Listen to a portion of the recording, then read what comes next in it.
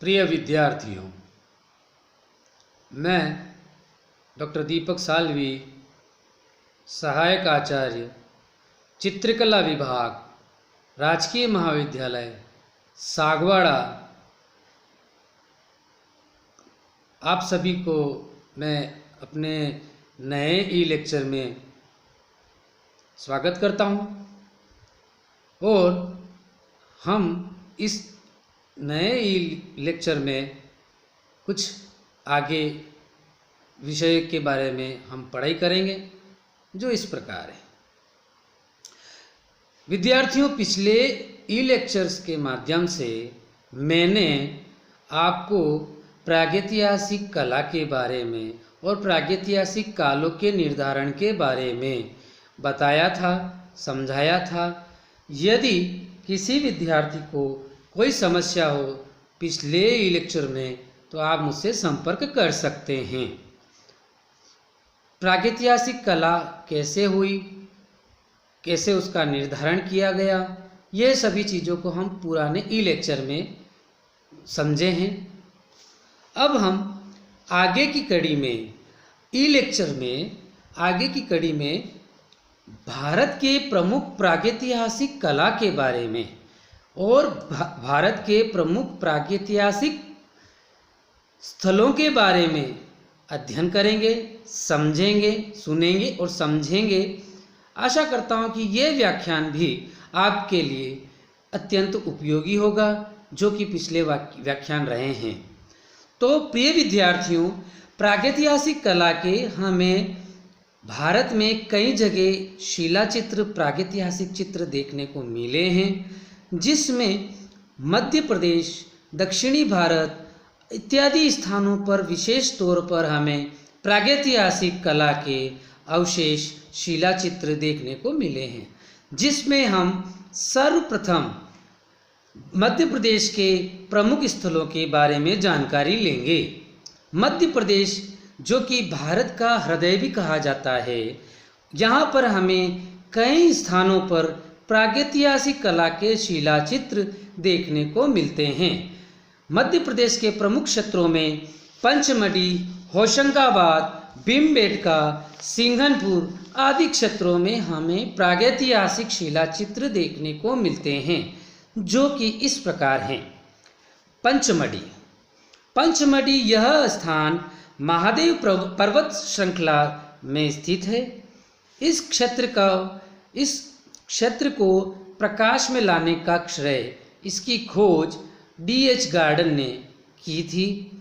इस क्षेत्र में चित्रांकित चारों ओर फैले हुए शिलाश्रयों, गुफाओं, कंदराओं आदि में हमें चित्र देखने को मिलते हैं। चित्रों के साथ साथ हमें कुछ अभिलेख भी प्राप्त होते हैं, जिनके आधार पर हम इन चित्रों को लगभग 9वीं और 10वीं शताब्दी के आसपास मान सकते हैं। पंचमढ़ी में इन चित्रों को पूतरी कहा जाता है। इनके मुख्य केंद्रों को छोटी पूतरी लेन और बड़ी पूतरी लेन भी कहा जाता है। पंचमढ़ी क्षेत्र की कला प्रागैतिहासिक युग से ऐतिहासिक युग में प्रवेश करती हुई प्रतीत होती है। यहीं पर हमें महादेव पर्वत के चारों ओर अवस्थित इमलीखोह में सांभर, महिष, बैल आदि पशुओं के आखेट के दृश्य देखने को मिलते हैं। भाड़ादेव की गुफा की छत पर शेर के आखेट का दृश्य और महादेव बाजार में विशालकाय बकरी का चित्र बड़ा ही आकर्षक हमें देखने को मिलता है। इसके अतिरिक्त इस क्षेत्र में लश्करिया खोह, सोनभद्रा, जम्बूद्वीप, नींबू भोज, बनियाबेरी, माड़ादेव, झलाई आदि स्थानों से अनेक चित्रित गुफाएं प्राप्त हुई है। यहाँ पर पशु आखेट के अतिरिक्त युद्ध दृश्यों, आखेट दृश्यों तथा नृत्य वादन के चित्र देखने को मिलते हैं। इन चित्रों में कई प्रकार हैं, जिसमें डमरूनुमा मानवाकृतियाँ, असंतुलित मानवाकृतियाँ तथा कुछ स्वाभाविक आकार की मानवाकृतियाँ देखने को मिलती है। यह हमारा पंचमढ़ी क्षेत्र की कला से चित्रावशेष, जो प्राप्त चित्रावशेष है वो हमें देखने को मिलते हैं। अगला आता है होशंगाबाद। होशंगाबाद यह स्थान पंचमढ़ी से 30-32 किलोमीटर की दूरी पर स्थित है। आदमगढ़ पहाड़ी पर अनेक शिलाओं एवं आदिम शैली के चित्र अंकित हैं, जिसमें एक गुफा में एक हाथी पर चढ़े हुए आखेटकों को जंगली भैंसे का शिकार करते हुए चित्रित किया है। हाथी के नीचे व पैरों के आसपास अस्त्रधारी अश्वारोही बने हैं। छलांग लगाते हुए एक बारहसिंगा का चित्रित है, जो गहरी पृष्ठभूमि में पीली रेखाओं से उकेरा गया है। इसी स्थान के आसपास अनेक शिलाश्रयों में अश्वारोहियों, वन्यजीवों एवं वन्य जीवन को प्रदर्शित करने वाले कई दृश्य देखने को मिलते हैं। अगला हमारा स्थान है प्रागैतिहासिक स्थान, उसमें है भीमबेटका। प्रिय विद्यार्थियों, यह स्थान भी भारत का यह स्थान भी विश्व के प्रमुख प्रागैतिहासिक शिला चित्रों के स्थानों में गिना जाता है। यहाँ हमें लगभग 600 गुफाएं प्राप्त हुई है, जिसमें लगभग 350 गुफाओं में हमें प्रागैतिहासिक चित्र देखने को मिलते हैं। विद्यार्थियों, इस स्थान की खोज उज्जैन विश्वविद्यालय के प्रोफेसर वाकणकर ने किया। यह गुफाएं मध्य प्रदेश की राजधानी भोपाल से 60 किलोमीटर की दूरी पर दक्षिणी भाग में भीमबेटका नामक स्थान पर पहाड़ी पर स्थित है। इस क्षेत्र में, भीमबेटका के क्षेत्र में हमें कई प्रकार के अवशेष और कई कालों के चित्रावशेष प्राप्त हुए हैं।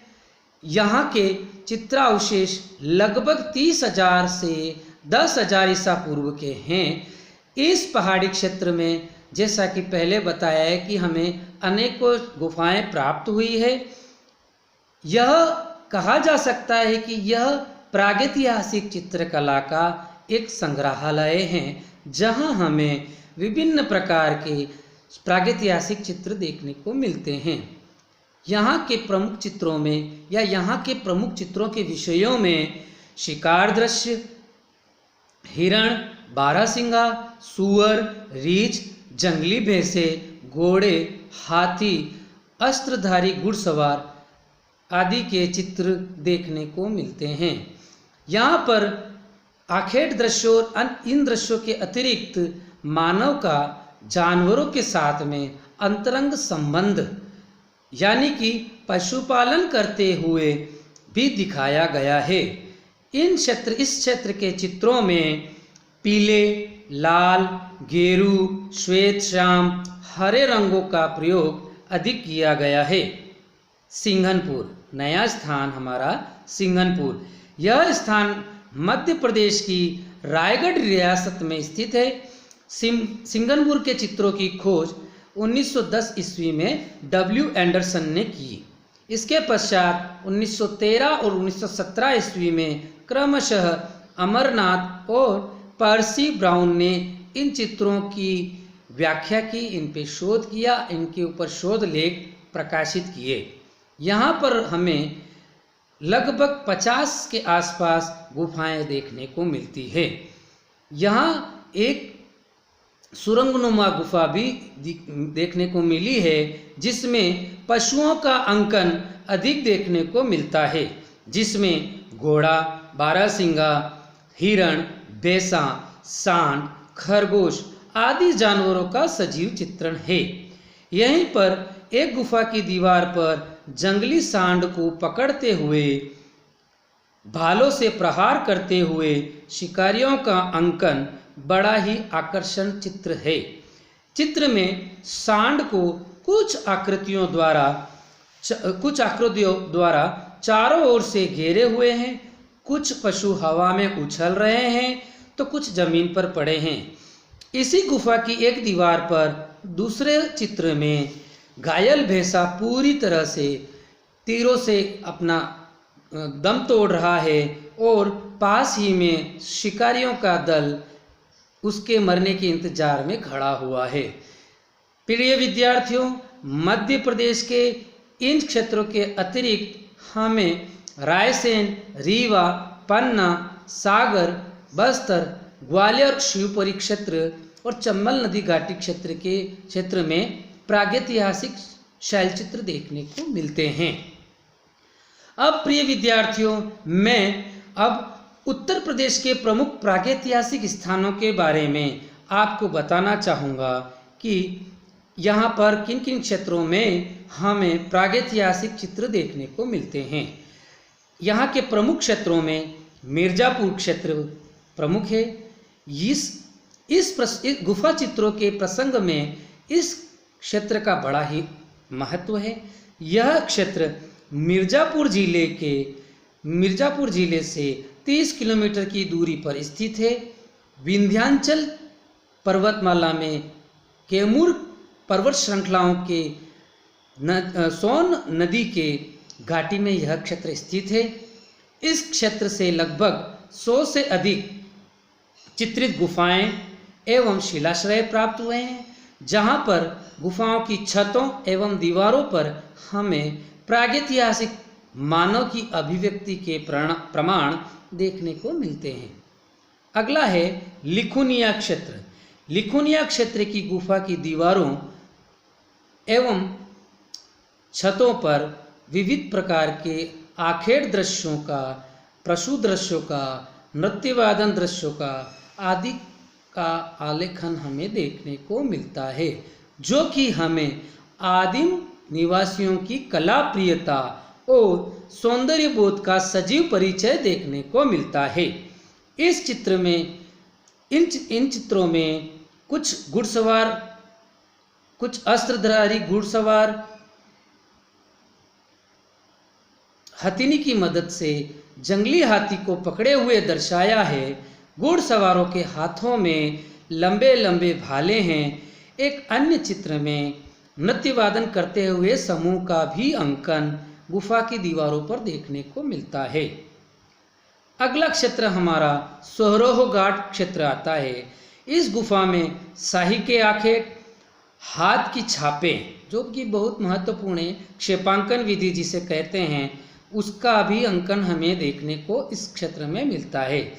इस क्षेत्र का प्रमुख चित्र सूअर का आखेट है, जिसका अंकन अत्यंत ही मार्मिकता से हुआ है। इस क्षेत्र में सूअर का आधा मुंह दर्द से कहराते हुए खुला है, जो उसकी असहनीय पीड़ा को अभिव्यक्त कर रहा है। यह गेरुए रंग की रेखा से चित्रित है। अब आता है क्षेत्र मानिकपुर क्षेत्र। यह स्थान मध्य प्रदेश के बांदा जिले में स्थित है। यहाँ पर सरहाट, करपरिया, करियाकुंड आदि स्थानों में महत्वपूर्ण प्रागैतिहासिक चित्र देखने को मिलते हैं। सरहाट स्थान में 3 अश्वों का गेरुए रंग से अंकन सजीव है, जो कि हमें यहाँ पर देखने को मिलता है। एक स्थान की दीवार पर एक चोंचदार पुरुष बैठा हुआ बनाया है, जिससे विद्वानों ने यह अनुमान लगाया है कि यह स्थान तंत्र मंत्र विद्या से संबंधित रहा होगा। इसके अतिरिक्त इस क्षेत्र में विभिन्न स्थानों में कई चित्र देखने को मिलते हैं, जिसमें करियाकुंड में बारहसिंगा का पीछा करते हुए धनुर्धारियों के चित्र हैं। गोड़मंगर मिर्जापुर क्षेत्र में विजयगढ़ दुर्ग के समीप स्थित है, जिसमें गेरुए रंग से पूरक शैली में गेंडे के शिकार का एक महत्वपूर्ण दृश्य है। इसके अतिरिक्त मलवा में चित्रांकित ऐसी गाड़ी मिली है जिसमें पहिए नहीं है और एक व्यक्ति बैठा हुआ है, साथ ही उसके 2 अनुचर साथी धनुष बाण लिए उसके साथ में खड़े हुए हैं। इसके अतिरिक्त बल्डारिया क्षेत्र में भी हमें चित्रावशेष देखने को मिलते हैं। अब आते हैं विद्यार्थियों, अब आते हैं हम राजस्थान के प्रमुख प्रागैतिहासिक क्षेत्रों के बारे में। राजस्थान का चंबल नदी घाटी क्षेत्र प्रागैतिहासिक काल के चित्र देखने को मिलते हैं। पुरातत्व एवं विद्वानों के अनुसार जिस समय राजस्थान में सरस्वती नदी का प्रवाह दिखता था उस समय नदी के किनारों का क्षेत्र सामाजिक एवं सांस्कृतिक रूप से समृद्ध रहा होगा। हाल ही में कोटा क्षेत्र की अल्निया नदी के घाटी में शैलाश्रय देखने को मिले हैं। पुरातत्व के अनुसार इन चित्रों का समय लगभग 5000 ईसा पूर्व माना गया है, जो कि अधिकांशतः गेरुए रंग में चित्रित हैं। स्थानीय निवासी इन्हें सीताजी के मारने के नाम से जानते हैं, पुकारते हैं। इस क्षेत्र में हिरन, शेर, बकरी, गाय, जंगली सांड आदि के चित्र भी देखने को मिलते हैं। साथ ही आखेट करती हुई कई मानवाकृतियों के भी चित्र देखने को मिलते हैं। इसके अतिरिक्त राजस्थान के झालावाड़, निम्बाहेड़ा, दरा, भरतपुर, गागरोन, सुजानपुरा आदि क्षेत्रों में भी प्रागैतिहासिक कला के चित्रावशेष देखने को मिलते हैं। भारत के अन्य प्रमुख प्रागैतिहासिक स्थानों के बारे में हम बात करेंगे, जिसमें बिहार राज्य में चक्रधरपुर, शाहाबाद, राजगृह आदि क्षेत्रों के दरी स्थानों में शिकार करती हुई मानवाकृतियों के चित्र देखने को मिलते हैं।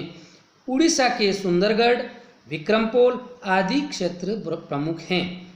बंगाल में सिंहभूमि, मानभंडार आदि क्षेत्र हैं।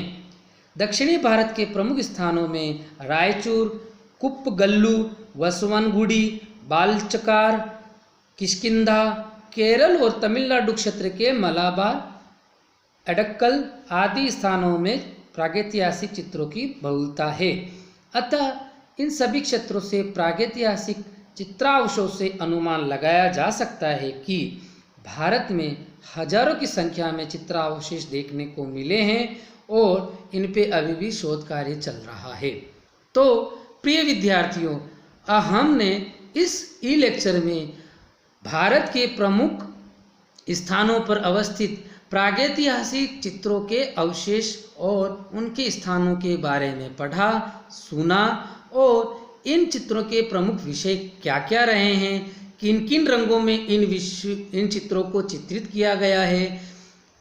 इसी के साथ ये प्रश्न पूछा जा सकता है हमारे एग्जाम में या असाइनमेंट में कि भारत के प्रमुख प्रागैतिहासिक कला के स्थानों के बारे में या उनकी विषय वस्तु के बारे में या उनके चित्रण करने की या प्रमुखता से कौन से रंगों का प्रयोग किया, इसके बारे में पूछ सकते हैं।